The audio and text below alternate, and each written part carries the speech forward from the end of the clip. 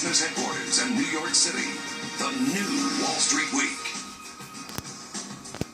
Welcome to Wall Street Week, the show of record for long-term investing. I'm Anthony Scaramucci. And I am Gary Kaminsky. We've just recently marked the 8th anniversary of the collapse of Lehman Brothers amid the chaos from the financial crisis. And the impact of that continues to be felt. Just this week, the Federal Reserve once again keeping interest rates incredibly low. And some say the low rates have prompted bad behavior, like Wells Fargo opening up unauthorized bank accounts. So where do things stand now between Wall Street, Washington, the economy, and the American public? Tom Russo has a unique perspective on it all. He was the chief legal officer of Lehman Brothers and is currently chief counsel of AIG. Tom joins us now. Tom, what has changed in these 8 years?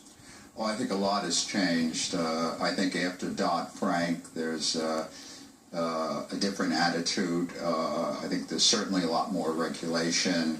I think the capital cushions are much greater now. The emphasis on stress testing is more.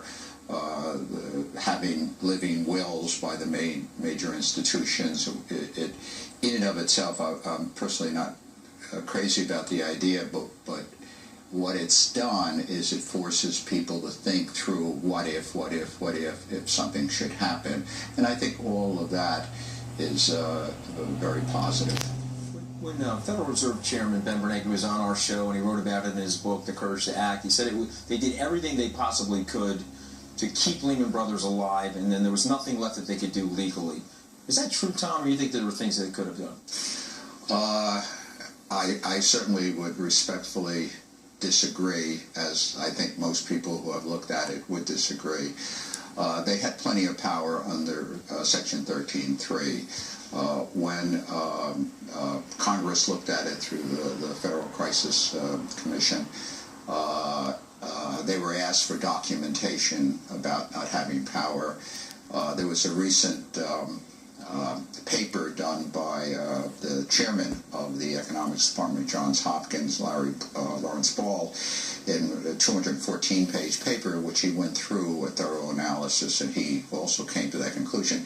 And more important, the emphasis was on this particular section, but there was the primary dealer's credit facility, in which Lehman had well over $130 billion that was pledgeable, and they could have gotten another $88 billion out of that, so they didn't even need the power under Section 13. I think it was really a judgment call at the time in which they miscalculated the effect of Lehman, and it was a bad judgment. When you look at today's environment, the Wells Fargo news of this week, the fact that we're sitting at these interest rates where we are 8 years after, are we still really living in an environment that was caused by that mistake not to save Lehman? I don't think one is that related to the other. I think the not saving Lehman, which ironically they saved AIG the next day, where I'm in the exact same position that I was at Lehman, and ironically at the encouragement of the Fed to take that position.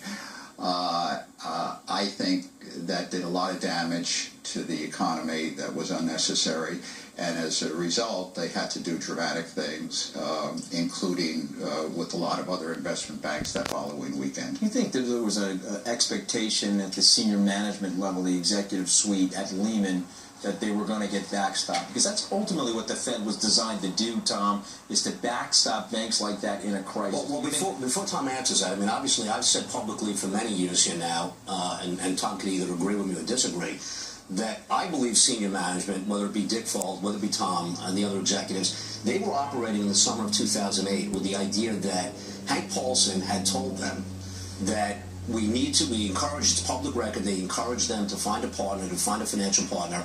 But I believe that management was operating on the premise that Paulson gave them this sort of put option that said, we will always be there for you.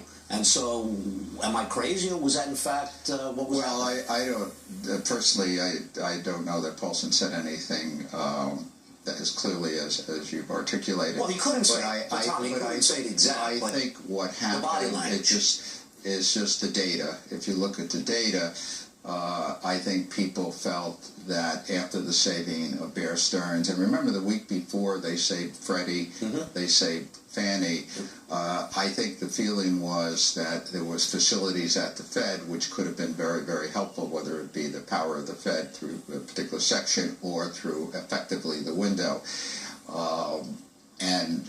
I remember that weekend very well. It's hard to forget it. We sent a note to the Fed explaining the ramifications, and I personally didn't think anyone could have made that decision, but I think it was a miscalculation by them of what Lehman would mean, which became very, very apparent, and they had to totally reverse it. And one thing I think was part of it is the Wall Street Journal actually did an editorial on that Friday of Lehman weekend, and they were talking about no more bailouts, and I think it was the moral hazard issue was trumping the view of what Lehman would mean, and I think the moral hazard took second stage after letting Lehman go because of the mess in the markets. You're now at AIG.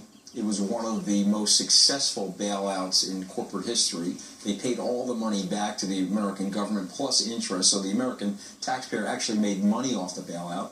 So Tom, why are these bailouts such stigmas, if you will, political craziness over the bailout situation? You know, it's funny, the bailouts were highly successful, probably saved the economy, and the reaction was to limit the Fed's power to do bailouts. And if they would have labeled it something other than bailout, I think you might have gotten a different result. And I think underlying it is the psychology that the banks caused the problem. They got bailed out. The rest of the American public didn't. Let's punish the banks. Let's have no more bailouts. Let's punish the executives who ran it. And I think, like all things, that's a superficial way of looking at it. Everyone was involved in the crisis. The consumer was involved. The banks were involved. Tom, don't go anywhere. We'll be right back with more Wall Street Week.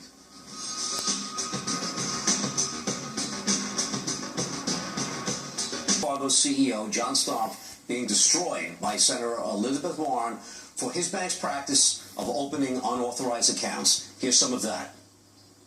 You should resign. You should give back the money that you took while this scam was going on, and you should be criminally investigated by both the Department of Justice and the Securities and Exchange Commission. You know, this just isn't right. Tom, you've actually been in that room. You probably have sat in similar hearings. What's your reaction? On the Wells Fargo thing, it's very, very difficult for me to have a reaction simply because I don't have all the facts. And but your reaction to senators and politicians grilling Wall Street executives, which we've seen, for some time now in the last 8 years. I won't speak to Wells Fargo because I don't know the facts there, and there's two sides to every story, so I won't go to that. But in terms of highlighting the issue, I think that, frankly, is a good thing to highlight because I am sure that at every institution there are people who feel they have to reach goals and what have you. And I think the job for all of us is to make sure that they know what the value proposition is with respect to values. And the thing that must always trump, it's as simple as do the right thing, have a culture, create a culture, and if you miss a goal or what have you, that's okay, but never sacrifice. I said on the show last week, remember I said on the show with Charlie Gaspino last week, it's a sales culture that they have over there. That's how they push. That's how they push the incentives. Incentivize them. But I'm playing Powerball this weekend because I never thought in my life I'd ever agree with Elizabeth. Yeah, exactly. But, she's 100% right about this. And what I find astonishing is that he doesn't lose his job over this. He's a great guy. I like him as a person. But this is one of those things where it's like a manager of a baseball team or a sports team. The culture there has to be changed immediately. Yeah. And I think that what it is, to me, it's not it's not so much Wells Fargo. It is what is the point that's being made by Elizabeth Warren, and the point should be for all of us to say make sure people understand that what really matters is simply doing the right thing. It not only goes to the culture of a firm or what have you, frankly, it goes to what makes people happy. Yeah. I think people, if they feel that the first priority is to do the right thing, I just think they're happier. Pressure off them. Yeah. Yeah, it does. 100%. And I just think the important thing in life is not to achieve this goal or that goal. The important thing in life is to be content with who you are. I tell my staff, don't dishonor my dad, who was a blue-collar worker in the beginning, rose to a desk job. Don't dishonor him by doing anything wrong here in this organization. We don't see that at Wells Fargo. But I want to talk about the Fed. Yeah, well, I was going to say, the other issue, the other big story this week, in addition to Wells Fargo, was the fact that the Fed, once again, did not move again this week. But, Tom, off camera, we talked about central banks, the Federal Reserve, and explain to the viewers, because I think you've got some great insight. They read this, they hear about it, they don't really know how it affects their life and what the role of the Fed is supposed to be. Share with us your thoughts as it relates to today's environment as well as what happened with Lehman. Yeah, and I think this is what I'm about to say goes to not just obviously Lehman and the crisis in '08, but it goes to 1907. It goes to the role of a central bank in generally throughout history, whether you called it a central bank in history or not. All of us at times are going to need liquidity. Now, we have different words for it. We're all going to at some point need drugs. We're going to need an operation. We're going to need help. A central bank, among its other functions, is meant to be there when no one else is there. And it doesn't mean that no one else is there for substantive reasons. It may be there's a panic because people are afraid, and once they're afraid, they behave very different than they do. So market prices aren't indicative of intrinsic value. And there you want someone to be a backstop. You don't want them to give away money. They have to be adequately collateralized. But when something is generic as opposed to an individual company, as it was in '08, it affected everybody, it's a disease of sort. And you want a central bank to be there to add liquidity. It wasn't a capital issue. It was a liquidity issue, and that's why, one of the reasons why you have to have, and to take away that power or to make it seem like it's a moral hazard is to take away part of it. And even in Paulson, you mentioned Paulson earlier, even in his book, he talks about that. And I think Eichner did in his book too, about having a central bank there for that purpose. So it's not to make rich people richer, and it's got nothing to do. It's a systemic thing, and it's an important thing. Well, we want to thank you for being with us. Our thanks to Tom Russo, former Lehman Brothers Chief Legal Officer, Wall Street Week. We'll be right back.